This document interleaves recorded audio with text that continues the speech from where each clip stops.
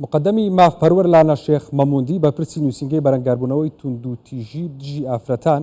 لە ستۆدیۆ لەگەڵمانە بەڕێزدانە سوپاس بۆ ئامادەبوونی بەڕێستان. ئەمنیستی ئینتەرناشنال ئەڵێت لە ڕووی توندوتیژی خێزانی و هەرێمی کوردستان لە عێراق زۆر باشترە. یاساکان لە خزمەتی نێشتنی توندوتیژین و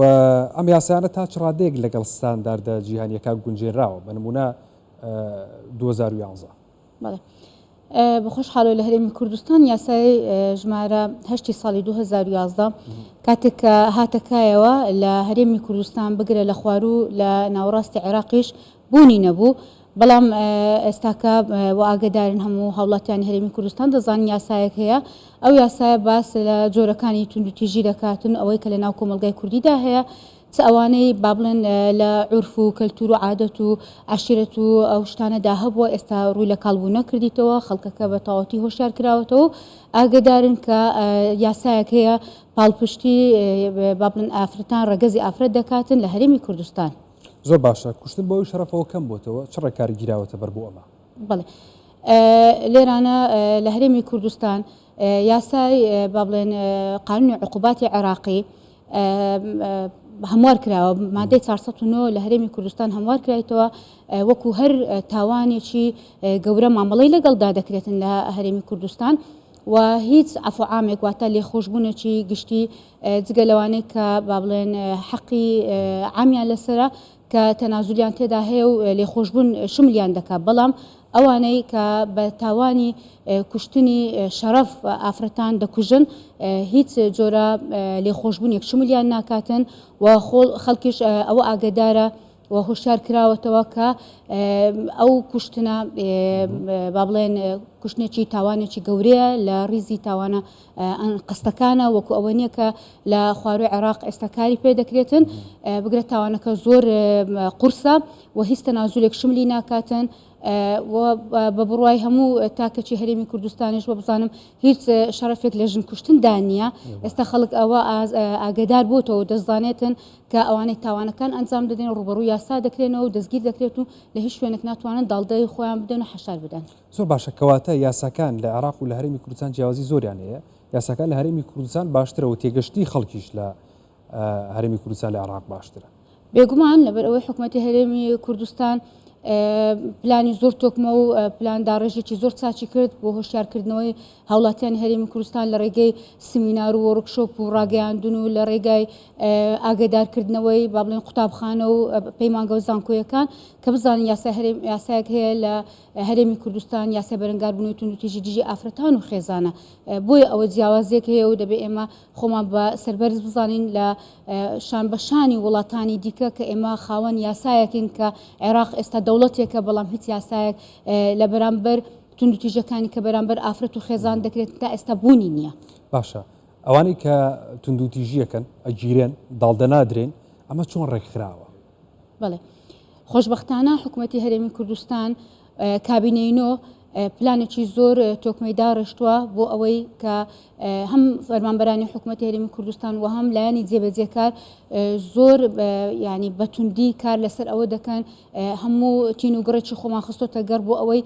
لە زووترین کات ئەو تۆمەتبارانی کە تاوانی گەورە ئەنجام دەدرێن لە ماوەیەکی زۆر کووردا دەستگیریان بکەین و ڕادستی دادگاکانیان بکەین بەمبەستی چەسپاندنی یاسە بەسەریاندا و نەهێڵین لە هیچ شوێنێک خۆیان پەنا بدەن و حەشار بدەن و ئەوانەی کە داڵدەی تۆمەتبارانیش دەدرێن ئەوانش بە هەمان شێوە یاسا ڕێگریان لێ دەکات و مامەڵەیەک و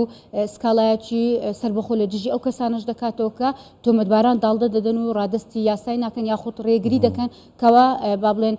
لایەنی جێبەجێکار بتوانێت بگا بەو کەسانی کە تاوانەکانیان ئەنجام داوە. باشە، شەڵتەر و پەناگەکان تا چەند گونجاون بەو کەسانی کە توندوتیژیان بەرامبەر کراوەکە ماوەیەکی زۆر یان ماوەیەکی کاتی تیا بمێنەوە؟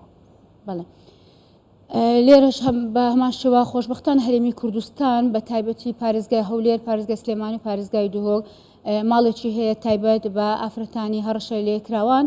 ئەو ئافرەتانی کەەوە هەڕەشەی کوشتنیان لەسەر و هیچ شوێنێک و پەناگەیەک نییە ڕووی تێ بکەن. ئەو ماڵە دابین کراوان لایەن حکوومەتی هەرێمی کوردستان ئەو ئافرەتانە لەوێ داڵدەدرێن تا یەکلایکردنەوەی کێشەکانیان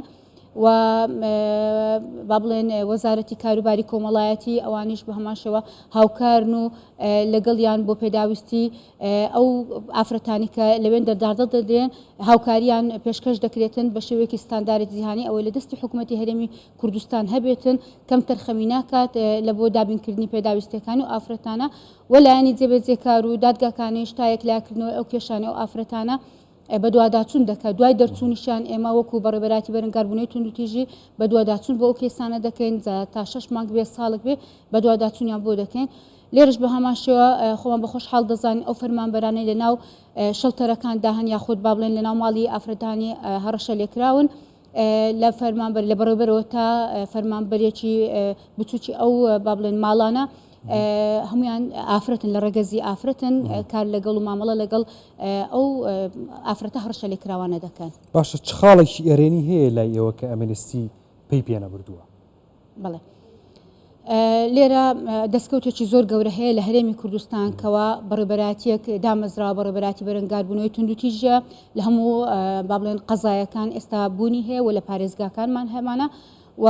هەروەها ئەو نووسنگانەی بەرەنگاربوونەوەی توندوتیژی هەیە و هۆبەکان نەک تەنانەت هەرێمی کوردستان ئەوانەی کە لە خوار و عێراقیش ئاوارە بوونە تا ئێستا لە هەرێمی کوردستان و ئەو پەنابەرانی کە لە با بڵێن لە خارجی عێراق هاتوونەوەکو ئەوەرە سووریەکان ئەوانش بە هەمان شوە لە ناو کەمپەکان ئێمە هۆبەمان هەیە و هەروەها ئێمە سنتەرێکی ڕاوێژکاری خێزانیمان هەیە ئەوەش دەستکەوتێکی گرنگە بۆ ئەو ئافرەتانەی با بڵێن کە پێویستیان بە ڕاوێژکاری هەیە یاخود ئەو با بڵێن نانوێتن بێنە بەرامبەر بە دادگا سکاڵە تۆمار بکەن تەنها ڕاوێژ وەردەگرن لەو سنتەرانە و هەروەها هێڵێکی گەرمی فەرمیمان هەیە کە بەخۆڕاییە لە 24 کاتژمێر هێڵی گەرمی 1990 لە خزمەتی هەموو هاوڵاتیان و هەموو تاکێکی هەرێمی کوردستانە کە ئەوانەی دەیانەوێتن با بڵێن ڕاوێژی یاسایی کۆمەڵایەتی دەرونی وەربگرن یاخود ئەوانەی کە دەیانێت بە زووترین کات بەهانایان بچین ڕزگاریان بکەین لەو با بڵێن توندوتیژە یاخود ئەو هەڕەشەوە مەترسێکە لە سەریانە بتوانین ڕزگاریان بکەین و هەروەها ئەو نووسنگە و هۆبانش بە هەمان شێوە بە 24 کاتژمێری لە خزمەتی هەموو تاک بەتاچی کۆمەلگا و ئافرەت و خێزاندایە. بەڕێز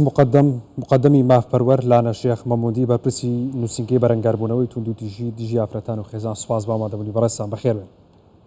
سپاس.